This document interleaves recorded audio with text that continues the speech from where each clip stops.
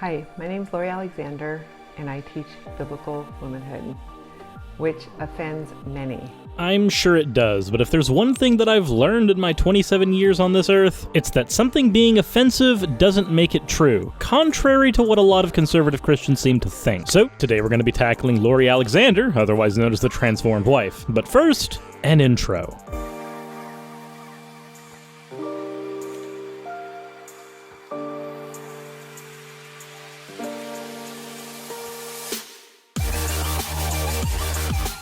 Alrighty, how's everyone doing? If you're new to this channel, then please hit the subscribe button, and also do me a huge favor and hit the bell. While I don't want to try to have any control over your time, the first hour these videos go live are really important in the algorithm, so is commenting. So if you end up having something to say about the video, then please let me know in the comment section. I would really like to get back into the good graces of the YouTube algorithm, so let's go ahead and do that. Anyways, as always, let's get into fan art, then into the video itself. First, from New Magic New Wand, we have me literally jumping like Mario onto Larry the Lobster, otherwise known as Biblical Gender Roles. Then we have a Suris with good and evil angels on either side of the shoulder by Rune Wolf. And then we have a piece by Rika Firehand, who definitely enjoys WoW as much as I do, letting me know that I'm either the tallest dwarf or the shortest Cold-Tyrian human they've ever seen. As always, thank you all for your fan art submissions, and let's get right into Lori Alexander's ranting.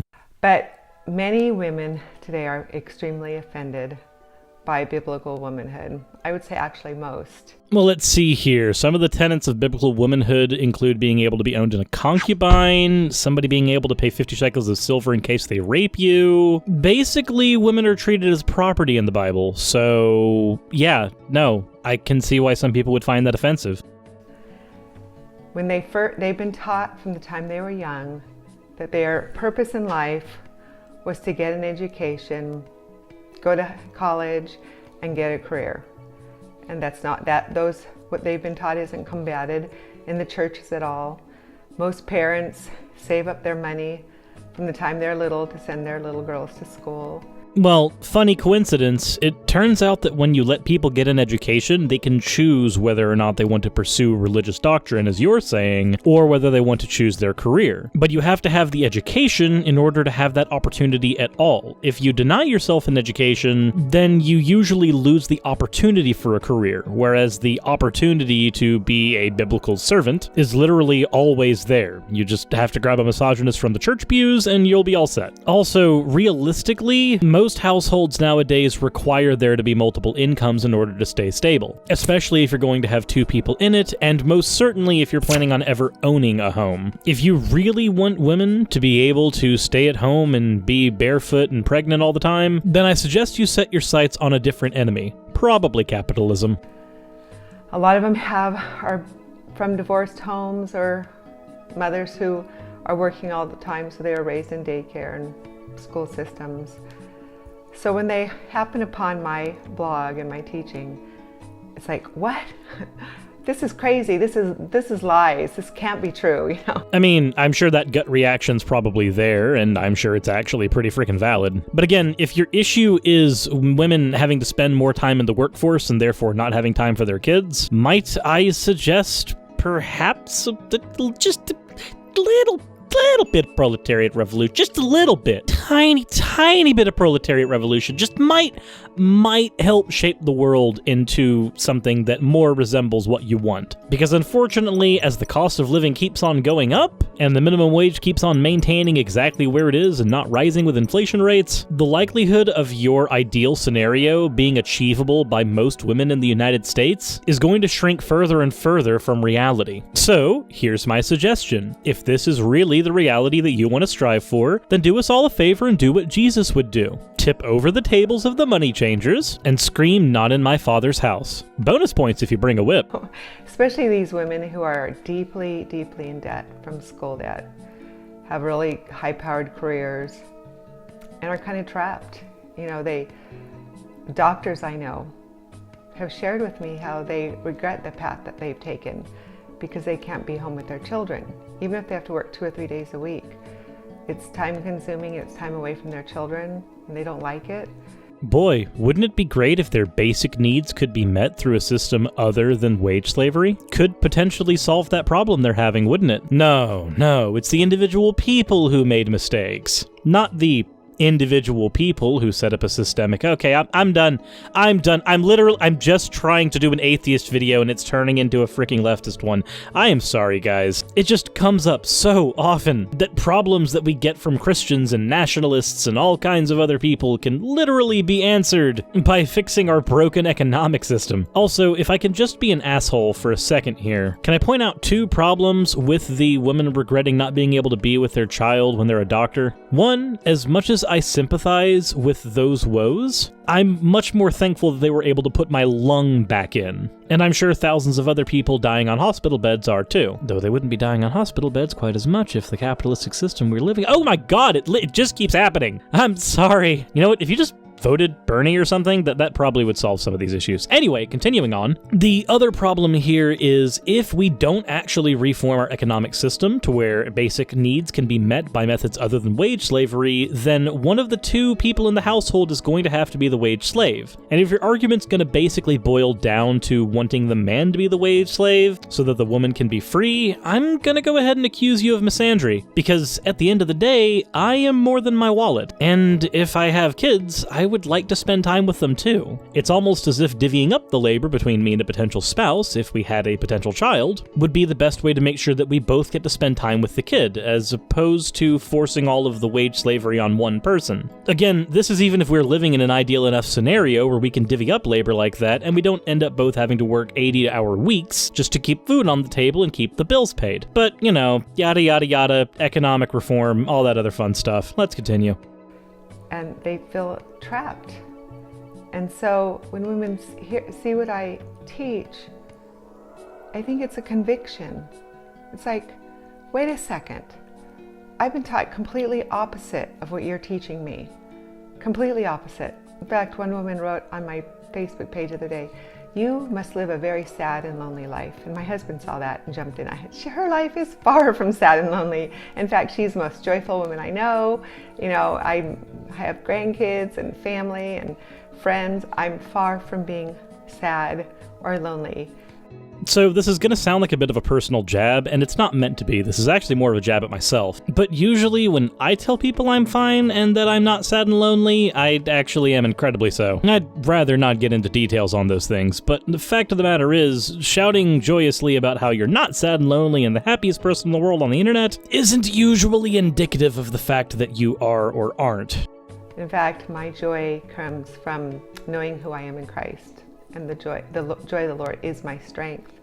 And that's wonderful. Have you ever considered that other people derive joy differently than you do, and that other human beings are literally different people than you? And as they are different people than you, they will have different needs in various categories. For instance, I know plenty of women who actually derive a lot of their joy from playing video games. The time they get to spend online with their friends while playing games basically gives them everything they need. It causes them to have a very content life. I've met other women who pursue their careers and they literally fall in love with their job. It's almost as if people can derive happiness from different things than you. And I get that the basic concept of other people being different than you is sometimes hard to swallow, but just like I'm not going to tell you that you aren't going to be able to derive joy from Christ, I would hope that you wouldn't try to take away from other people's joy when they don't derive joy from Christ. Hell, just sticking in the religious aspect, if someone's patron deity is Athena, they're probably not going to care too terribly much about Christ, but the joy they experience can be all the same. And then another woman wrote in underneath it and said, you know, I fell for that feminist lie my whole entire life, that my worth and value was in a career and a paycheck. Funny that. Last time I checked, feminism didn't say that your worth and value was attached to your paycheck. Last I checked, feminism was about making sure that there was actually an equal opportunity and no glass ceiling so that people who want to pursue other things besides being barefoot and pregnant can do so. Feminism is about being worth more than a baby factory, not deriving your worth from materiel. And it wasn't until I started reading what I write, the biblical womanhood, God's way, that it all made sense. It finally made sense. Most women will tell me, many women have written me and tell me, I hated what you wrote when I first started reading what you wrote. I was disgusted with it. But I kept reading and it started making sense. See, feminism never got a hold of me. I shared this in another YouTube. I just always wanted to be a wife and mother. I didn't like school that much. I felt like all I really needed to do was read and write and do math, and then I would be set. And that's wonderful. It's thanks to feminism that you're able to have a choice in that as opposed to being forced into that. Unless your goal here is to force other people to live the type of life that you live, which would be really awkward and really manipulative, and shame on you if that's what you're doing. The idea behind feminism and the equality that it tries to strive for, note I said try, there are extremists who fail at this, is to provide equal opportunities for people. With or without feminism, you have the opportunity to be a wife. You have the opportunity to be a baby factory. But thanks, at least in the United States, to feminism, you now have the ability to pursue a good career and also pursue education and also vote. Again, like I said, there are some extremists who fail at pointing out this opportunity and instead devolve into various forms of misandry. But I'm not talking about extreme feminists. I'm talking about feminism, the concept. And you really are, if you can read and research and do math and write, you're on your way to pretty much doing whatever you want if you don't want to go to medical school or dental school or something. Yeah, unless you want to go and become a compensation benefits manager, an aerospace engineer, an engineer in general. Unless you want to work in the computer information and systems jobs. Most airline and commercial pilots also need to have an education like that. Turns out there's actually a lot of careers that require you to have an education. Oh, by the way, being a therapist, that's also a good one. I know that I'd personally be kind of upset if I didn't have my therapist, but over and above that, isn't it kind of awkward that people only pursue education for the sake of careers? Shouldn't we be trying to build a society where people want to pursue education for education's sake? Not just education on specific fields, mind you, but just the love and pursuit of knowledge. Hell, it can even be theological knowledge, the love and pursuit of the knowledge that you think you can find in the Bible. Why not let people keep that same energy with whatever their passions are, and then encourage them to go in the direction they want to walk in, not the direction you want them facing? If this was a live stream, I'd say please give me an H if you want to pursue knowledge because it's fun.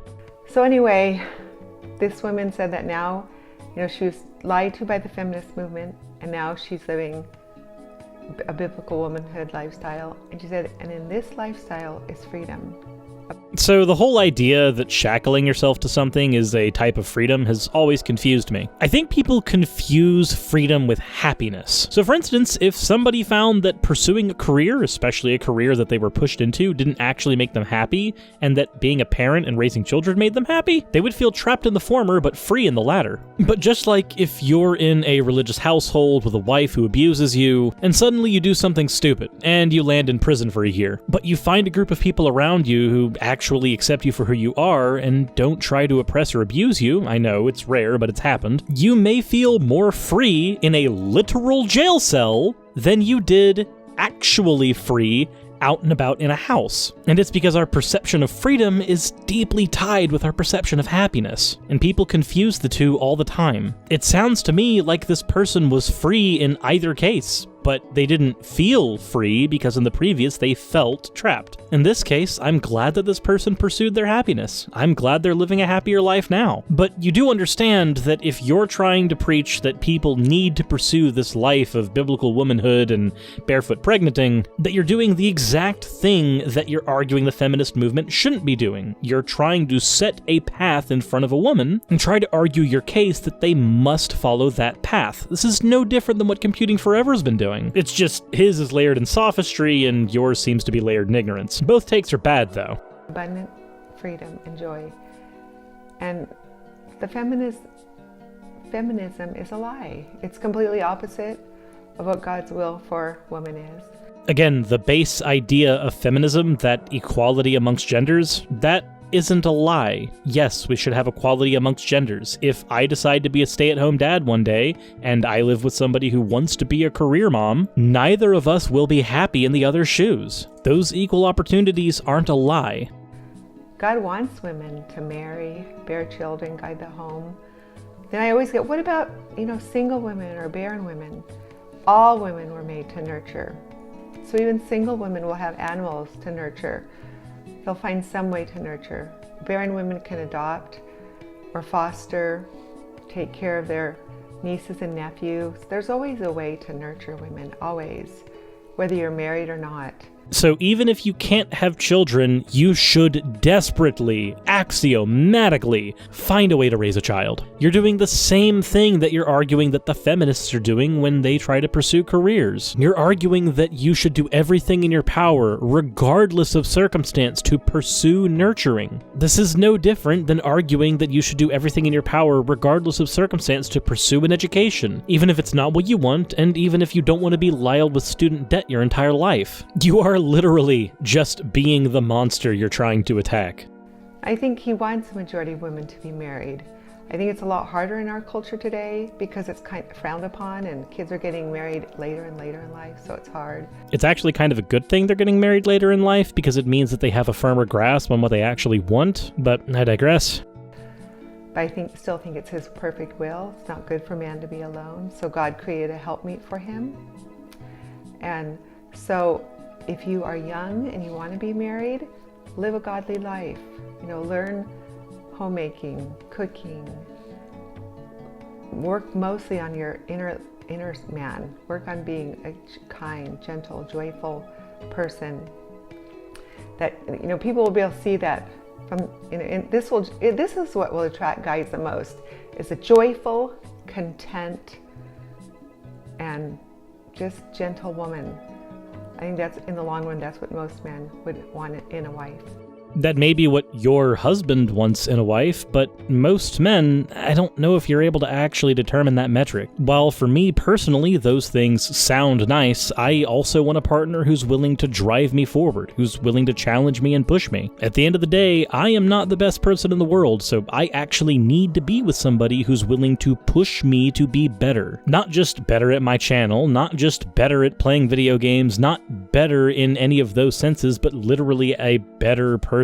In many cases, the gentle, content wife isn't actually somebody who's going to be able to do that. In many cases, it's going to take somebody who has the mentality that would have gotten them far in a career to push me to be a better person. I need to be with somebody who's going to let me know when I've made mistakes and help me shape into a better individual for it. I'm sorry, but a content and dainty housewife is probably not going to be that person. And I know you said a majority, but I can't speak for the majority of men, so you probably shouldn't be either. I can, however, speak for myself, as I hope you would. But instead, you're committing a hasty generalization fallacy by broad brush stroking both men and women, under the guise that that's what God would want, so it must be true.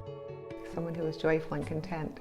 So work on that, be in your word daily, and trust God. Get involved in a church, and God can use you whether you're married or single.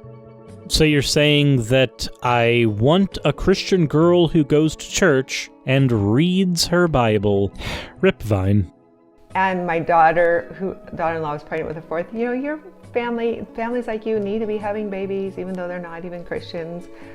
You're an example. As you love your husband deeply, you raise your children, you're an example to a watching world, to those women who have been lied to by the feminist movement and are going the route of high debt, big, high, lofty careers that keep them away from their children or even having children.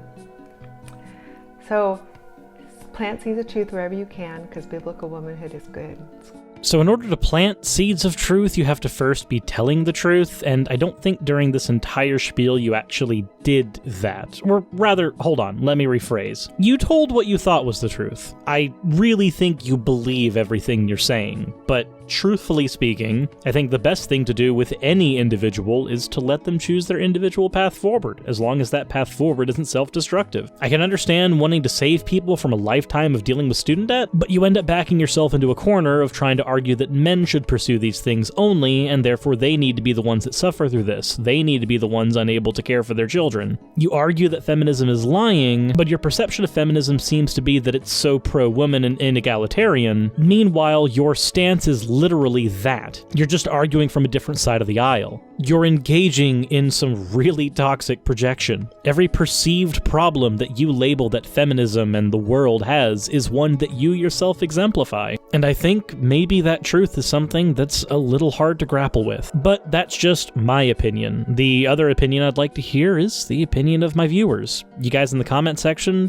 what do you think? Is my take on this correct? Or am I just wrong? please let me know in the comment section below, and hopefully that conversation can keep going. Both because I legitimately want to see your responses, and also because YouTube's algorithm's a thing. Commenting means engagement, and engagement means my channel can maybe pay the bills. Anyways, as always everyone, thank you for watching. Links to the original video are in the description. If you haven't subscribed already, please consider doing so, and if you like my content, then why not support me over on Patreon? And that all said, thank you guys for watching, and I'll see you in the next one. As always everyone, Internet Video Tagline here.